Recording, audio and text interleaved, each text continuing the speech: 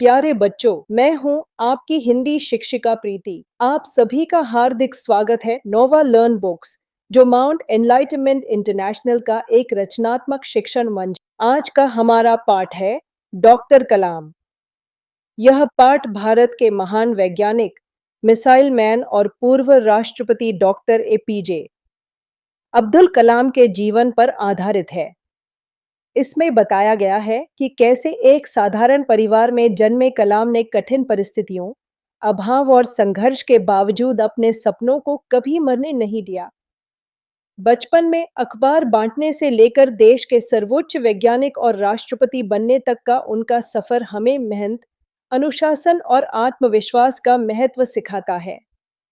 Doctor कलाम का जीवन इस बात का प्रमाण है कि सच्ची सफलता केवल धन या सुविधाओं से नहीं, बल्कि परिश्रम, ईमानदारी और देश सेवा की भावना से मिलती है। उन्होंने विज्ञान के क्षेत्र में भारत को नई पहचान दिलाई और युवाओं को बड़े सपने देखने की प्रेरणा दी। अध्याय 11 डॉक्टर कलाम। वैज्ञानिक परिचय। ये एक वैज्ञानिक थे, इनके विषय में है ये पाठ। प्राचीन समय से लेकर आधुनिक काल तक भारत के वैज्ञानिक और उनकी खोज सारे विश्व को ज्ञान की राह दिखाते रहे हैं। चाहे शून्य के आविष्कार की बात हो या महत्वपूर्ण गणितीय और ज्योतिषीय विचारों की, भारत का नाम इन सभी के साथ सहज रूप से जुड़ा हुआ है। भारत विज्ञान के क्षेत्र में कई भारतीय वैज्ञानिकों ने अपना अमूल्य योगदान दिया है। ऐसे ही एक महान वैज्ञानिक डॉक्टर अब्दुल कलाम, जिन्होंने अपने संघर्षपूर्ण जीवन के बावजूद न केवल एक से बढ़कर एक उपलब्धियां हासिल की, वरन तमाम असुविधाओं से लड़कर नई नई खोज कर भारत को एक शक्तिशाली राष्ट्र बनाने में अपना महत्वपूर्ण योगदान दिया। विश्व में चले जाने के बाद भी उनके किए गए काम, उनकी सोच, उनका संपूर्ण जीवन देश के लिए प्रेरणा स्रोत है। प्रस्तुत अध्याय में उनके जीवन में कई घटनाओं तथा उपलब्धियों के विषय में बताया गया है। आइए पढ़ते हैं। एक सच्चे राष्ट्रभक्त और वैज्ञानिक में क्या क्या गुण होने चाहिए? डॉक्टर कलाम ने कठिन परिस्थितियों में भी हार क्यों नहीं मानी? क्या सफलता केवल पैसे और सुविधा से मिलती है? पढ़ते हैं इनके बचपन से इनकी कहानी को, इनके विषय में पढ़ते हैं अब्दुल कलाम के। गर्मी का मौसम तक कक्षा के भीतर काफ़ी उमस हो रही थी, अतः गर्मी से राहत पाने के लिए सारी कक्षाएं विद्यालय के बरामदे में अलग अलग समूहों में लगाई गई थी। तभी चौथी कक्षा का एक बालक अनजाने में ही एक अन्य कक्षा के समूह से होकर गुजर गया। छात्र द्वारा इस अनुशासन को तोड़ना भला एक प्राचीन परंपरा वाले गुरु से कैसे सहन होता? मतलब पहले जो टीचर्स होते हैं वो बहुत स्ट्रिक्ट होते थे, बिल्कुल अपनी परंपराओं सबको रत्ती भर भी हिलने नहीं देते थे। आजकल तो टीचर फिर भी फ्लेक्सिबल हो गए हैं, कोई बात नहीं ऐसे कर लेते हैं, लेकिन पहले ऐसा नहीं हो सकता था। तो 4th क्लास का एक बच्चा दूसरी क्लास के ग्रुप से निकल के चला गया, तो टीचर ने तो इसको ये समझा कि भाई अनुशासन को तोड़ दिया इसने। उन्होंने उसी समय उस बालक का कान पकड़कर खींचा और भरी कक्षा के में सबके सामने बेंच से उसकी पिटाई कर डाली। कुछ ही महीनों के बाद परीक्षा का परिणाम आने पर गणित के उस शिक्षक ने पाया कि उस दिन जिस बालक को उन्होंने बेंच से पीटा था उसने गणित में पूर्णांक प्राप्त किए हैं, मतलब पूरे नंबर, जैसे 100 में से 100। दूसरे ही दिन उन्होंने प्रार्थना सभा में उस बालक की प्रशंसा की और हंसते हुए बताया, मैं जिस किसी भी छात्र की बेंच से पिटाई करता हूँ ना, वह आगे चलकर महान व्यक्ति बनता है। मतलब ऐसे टीचर ने बोल दिया कि भाई ये वही बच्चा है जिसके पिटाई की थी, देखो आज इसके कितने अच्छे नंबर आए हैं। उस शिक्षक की भविष्यवाणी सच साबित हुई। आगे चलकर वह बालक न सिर्फ उच्च कोटि का एक विद्वान और एक वैज्ञानिक बना, बल्कि उसने भारत के राष्ट्रपति बनने का भी गौरव प्राप्त किया। गणित के उस शिक्षक का नाम था रामकृष्ण अय्यर और उनसे बेंत की मार खाने वाला वह बालक कोई और नहीं बल्कि भारतीय मिसाइलों के जनक कहे जाने वाले डॉक्टर अब्दुल जाकिर जैनुलाब्दीन अब्दुल कलाम थे। डॉक्टर कलाम का जन्म 15 अक्टूबर 1931 को तमिलनाडु में रामेश्वरम के पास धनुषकोडी नामक ग्राम में हुआ था। उनके पिता जैनुलाब्दीन मध्यम वर्गीय परिवार से थे, जो मछुआरों को अपनी नावें किराए पर देकर अपने परिवार की आजीविका चलाते थे। मतलब नाव थी उनके पास, वो मछुआरों को किराए पर देते थे, उससे जो पैसा मिलता था उससे अपना गुजारा चलाते थे। संयुक्त परिवार होने के कारण घर में सदस्यों की संख्या अधिक थी, जबकि आमदनी कुछ खास न थी। अतः कलाम का विद्यार्थी जीवन संघर्ष में ही रहा। अपनी प्रारंभिक शिक्षा पूरी करने के लिए बालक कलाम को तड़के उठकर घर घर में अखबार बांटने का कार्य करना पड़ता था। बावजूद इसके उन्होंने अपनी आत्मकथा में अपने बचपन की भौतिक और भावनात्मक रूप से सुरक्षित बताया। डॉक्टर कलाम ने ईमानदारी और आत्म अनुशासन अपने पिता से और ईश्वर में आस्था व करुणा का भाव अपनी माँ आशी अम्मा से विरासत के रूप में प्राप्त किया। मतलब अपने पिता से ईमानदारी और आत्म अनुशासन, सेल्फ कंट्रोल, और अपनी मदर से आस्था, करुणा, भगवान के प्रति आस्था, ये सब विरासत मतलब एक तरह से पूर्वजों से प्राप्त ये उन्हें हुआ। इसके अलावा उनके जीवन और विचारों पर उनके बहनोई जलालुद्दीन और चचेरे भाई शमसुद्दीन का भी गहरा प्रभाव था। इन दोनों ने बचपन में कलाम की प्रतिभा को पहचाना और उन्हें पढ़ाई व उनके सपनों के प्रति प्रोत्साहित किया। इन दोनों को लगता था कि भाई इसके अंदर टैलेंट है, तो दोनों ने उनको मोटिवेट किया। सफलता की बुलंदियों को छूने वाले डॉक्टर कलाम को अपने जीवन में सामाजिक असमानता, अभाव, दुख, निराशा, नाकामयाबी जैसे दौर से कई बार गुजरना पड़ा। मतलब ये सब समाज में उन्हें जो सब देखने को मिला, अपनी लाइफ में उन्होंने ये सब चीज़ें फेस की, परंतु उन्होंने कभी भी हिम्मत नहीं हारी और हर बाधा को एक चुनौती की तरह से स्वीकार किया। कलाम एक मेधावी छात्र थे, विज्ञान में उनकी गहरी रुचि थी। रामनाथपुरम के श्वार्ट्ज हाई स्कूल में 10वीं कक्षा की परीक्षा उत्तीर्ण करने के बाद उन्होंने आगे की पढ़ाई के लिए तिरुचिरापल्ली के सेंट जोसेफ कॉलेज में दाखिला लिया। वहाँ से भौतिकी में स्नातक करने के बाद, ग्रेजुएशन करने के बाद कलाम ने महसूस किया कि भौतिकी, फिजिक्स उनका विषय नहीं है, उन्हें तो इंजीनियरिंग में जाना था। अतः वे तकनीक शिक्षा के लिए प्रसिद्ध संस्थान Madras institute of technology MIT में दाखिला लेने के लिए प्रयास में जुट गए। मद्रास में जो था संस्थान के चयनित उम्मीदवारों की सूची में उनका नाम तो आ गया, लेकिन एक बहुत बड़ी समस्या उनके सामने आ खड़ी हुई। दाखिला के लिए 1000 रुपये की जरूरत थी, उनके पास न थे, जो उनके पास नहीं थे। ऐसे में उनकी बड़ी बहन जोहरा ने अपने कंगन तथा हार गिरवी रखकर उनके लिए 1000 रुपये की व्यवस्था की। इस प्रकार बहन की सहायता के फलस्वरूप MIT में उनका दाखिला हो गया।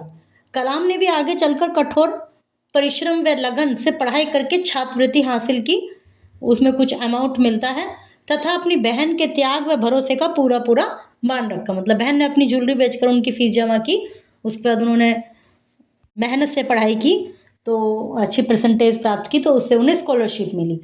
और इससे उन्होंने क्या बहन के त्याग और भरोसे का भी पूरा सम्मान रखा। भाई उन्होंने अपनी ज्वेलरी बेची तो ऐसे नहीं कि उनको वेस्ट हो गए उसके पैसे।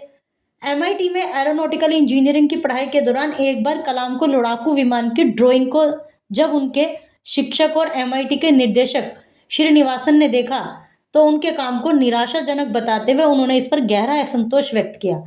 कलाम के बार बार आग्रह करने पर उन्हें 3 दिन की समय सीमा इस चेतावनी के साथ दी गई कि यदि नियत समय पर काम पूरा न हुआ तो उनकी छात्रवृत्ति रोक दी जाएगी। मतलब उन्होंने एक लड़ाकू विमान की ड्राइंग बनाई, जो उनके जो निर्देशक थे कॉलेज के, उनको पसंद नहीं आई। वो उन्होंने कहा कि बिल्कुल बेकार काम करा, यदि सही काम नहीं करोगे 3 दिन में इसे सही से बना के दो इस मॉडल को, नहीं तो तुम्हारी जो स्कॉलरशिप है उसको रोक देंगे।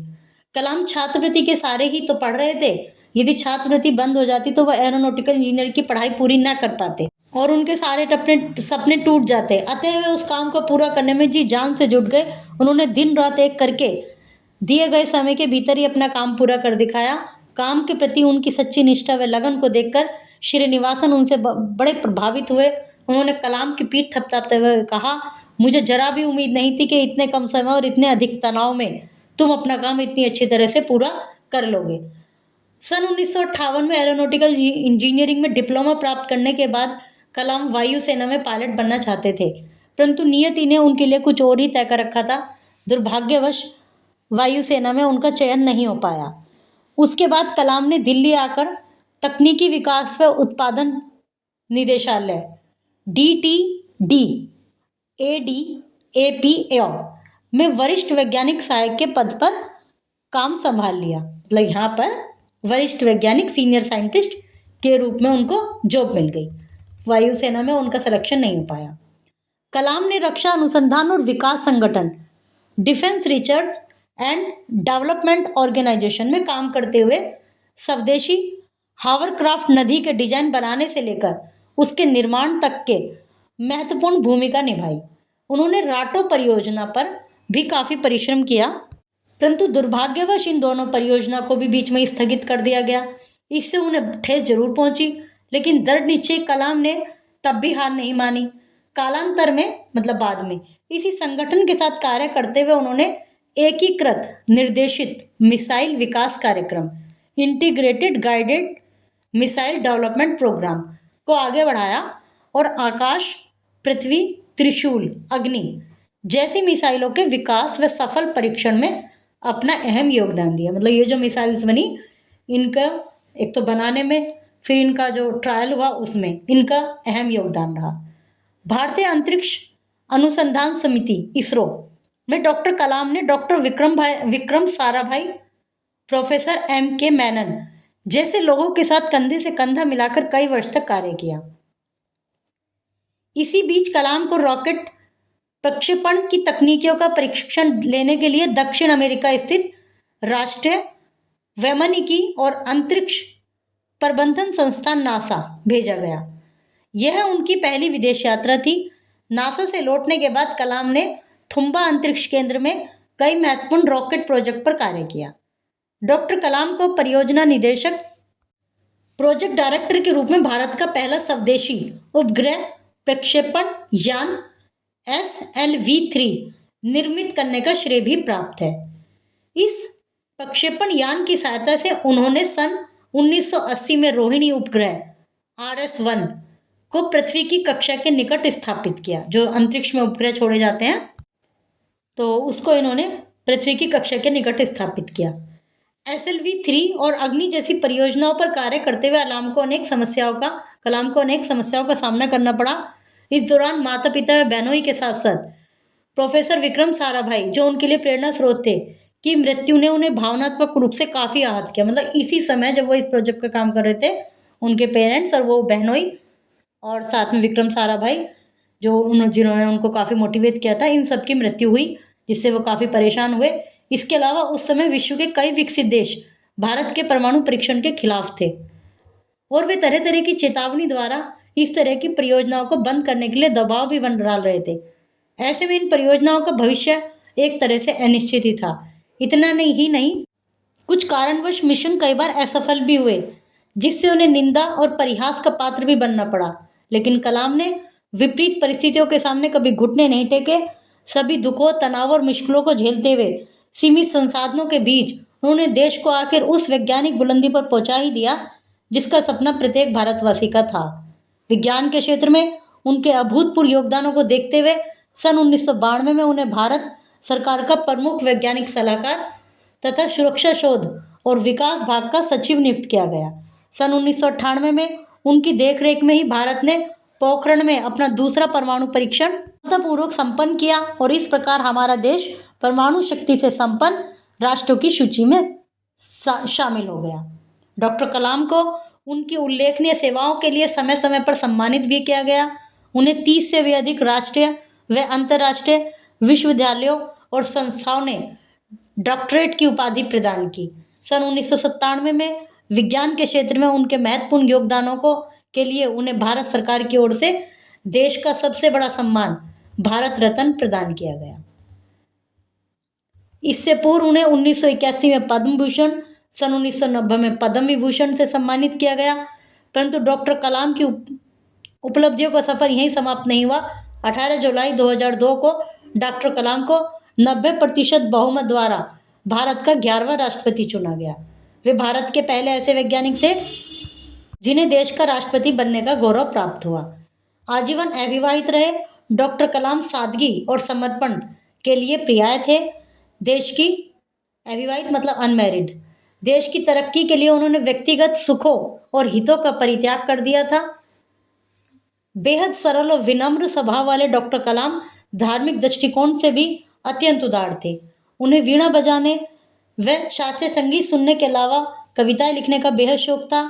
एक लेखक के तौर पर भी वे देश विदेश में काफ़ी लोकप्रिय रहे। कलाम बच्चों और युवाओं में अत्यधिक लोकप्रिय थे। 27 जुलाई 2015 की शाम कलाम भारतीय प्रबंधन संस्थान शिलोंग में रहने योग्य ग्रह पर एक व्याख्यान दे रहे थे। तभी उन्हें दिल का दौरा पड़ा। गंभीर हालत में उनको अस्पताल में भर्ती कराया गया और वहां 2 घंटे बाद उनकी मृत्यु हो गई। डॉक्टर कलाम की मृत्यु देश के लिए एक अपूर्णीय क्षति है, नुकसान है मतलब, और अपूर्णीय जिसको कभी पूरा नहीं किया जा सकता। वे वास्तव में एक महान तपस्वी कर्मयोगी थे। एक सामान्य परिवार से ताल्लुक रखते हुए महान उपलब्धियां हासिल करने वाले डॉक्टर कलाम के संघर्षपूर्ण जीवन में उनके अद्भुत व्यक्तित्व से हमें प्रेरणा लेनी चाहिए तथा उनके विचारों और पद चिन्हों पर चलते हुए उन्हीं की तरह जीवन में सदैव कुछ बेहतर करने के लिए प्रयत्नशील रहना चाहिए। भारत अपने परिष्कृत मिसाइल और अंतरिक्ष कार्यक्रमों के साथ देश में ही लंबी दूरी की परमाणु मिसाइल के विकास में तकनीकी रूप से सक्षम है। बैलिस्टिक मिसाइलों में भारत का अनुसंधान सन 1960 के दशक में शुरू हुआ था। IGMDP द्वारा देश में ही विकसित सबसे पहली मिसाइल पृथ्वी थी। यह एक ऐसी मिसाइल है जिसका प्रयोग भारतीय सेना की तीनों इकाइयों थल, वायु और नौसेना में होता है। दूसरी भारतीय मिसाइल अग्नि मिसाइल है। इसमें SLV-3 बूस्टर का प्रयोग किया जाता है। इसकी मारक क्षमता 700 किलोमीटर की होती है। मार्च 2010 में इसका सफल परीक्षण हुआ। धनुष मिसाइल असल में पृथ्वी से बनी है, जो विशेषतः नौसेना में प्रयोग किया जाता है। शौर्य मिसाइल भारतीय थल सेना के लिए बनाई गई है, जिसमें 1000 किलोग्राम परमाणु सामग्री भरी जा सकती है, जिसकी मारक क्षमता 600 किलोमीटर की है। सागरिका मिसाइल का नौसेना में प्रयोग किया जाता है। इस मिसाइल का प्रक्षेपण पनडुब्बी से किया जाता है। इसकी लंबाई 8.5 मीटर है और यह 500 किलोग्राम बारूद ले जाने में सक्षम है। प्रिय बच्चों, इस पाठ से हमें यह सीख मिलती है कि परिस्थितियां चाहे कितनी भी कठिन हो, यदि लक्ष्य स्पष्ट हो और मेहनत सच्ची हो, तो सफलता अवश्य मिलती है। डॉक्टर कलाम का जीवन हम सभी के लिए प्रेरणा का स्रोत है। अगली कक्षा में हम फिर मिलेंगे एक और प्रेरक पाठ के साथ।